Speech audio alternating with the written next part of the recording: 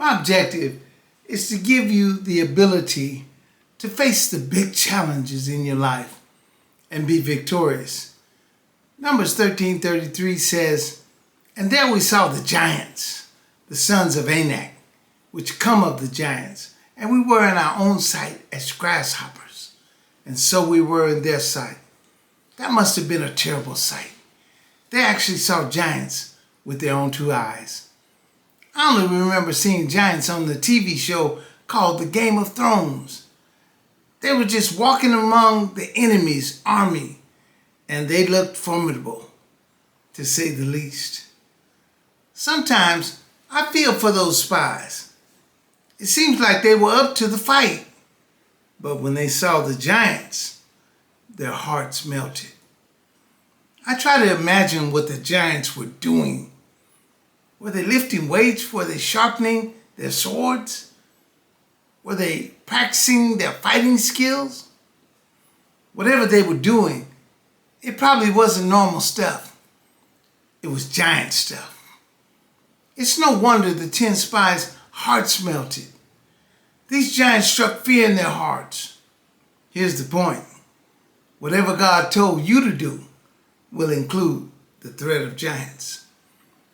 When you think about what the Spirit is leading you to do, you hesitate because you see the giants. That's why we don't attempt much. We see the giants in the land.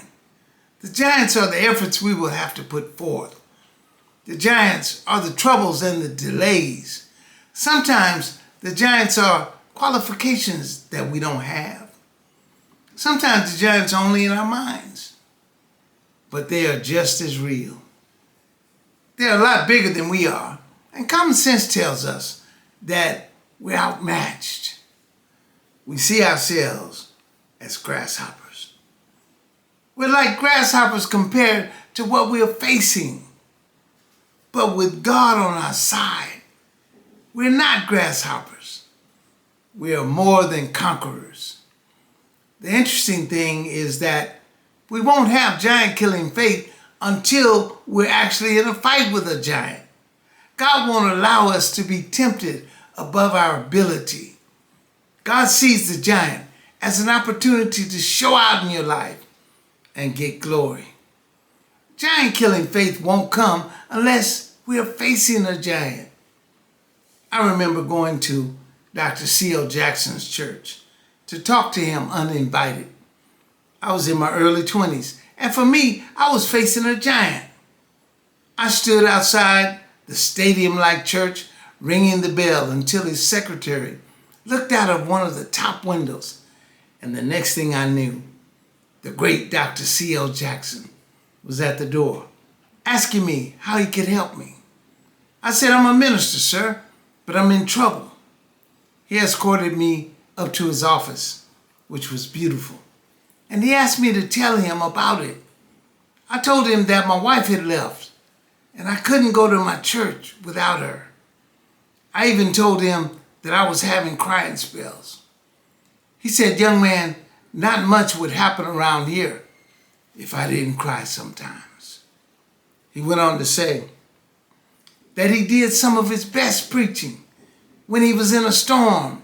He said, "You need to pull yourself together and go to your church."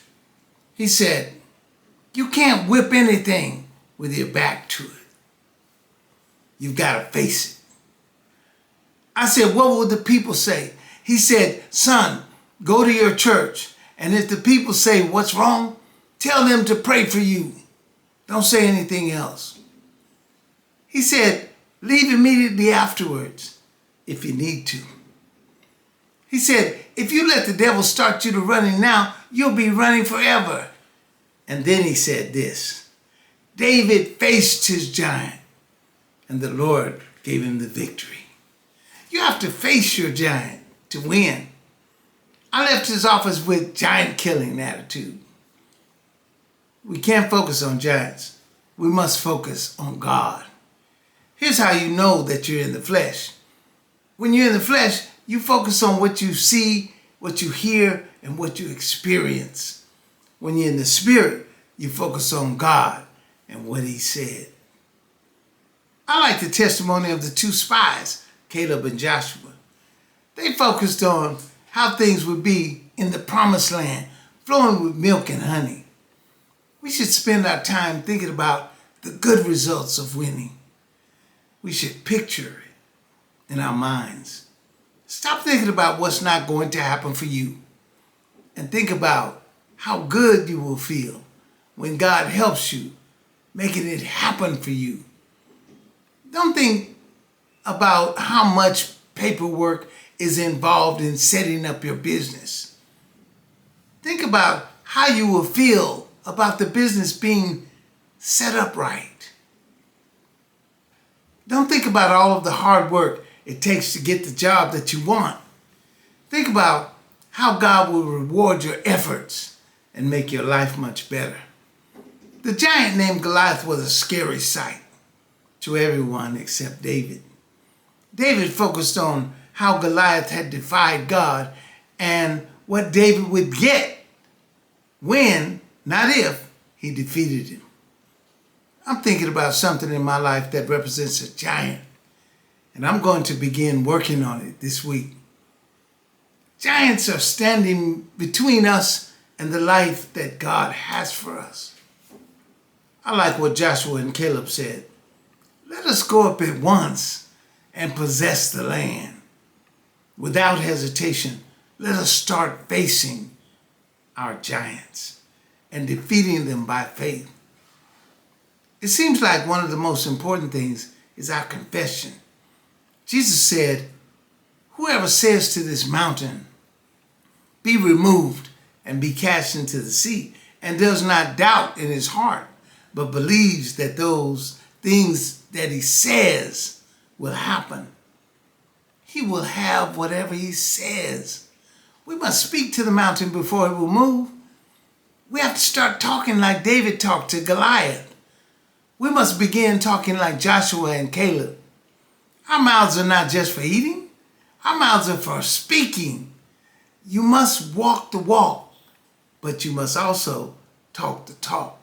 Some people never get into fights because they talk such a big game. People are reluctant to try them. Joshua and Caleb said, we are well able.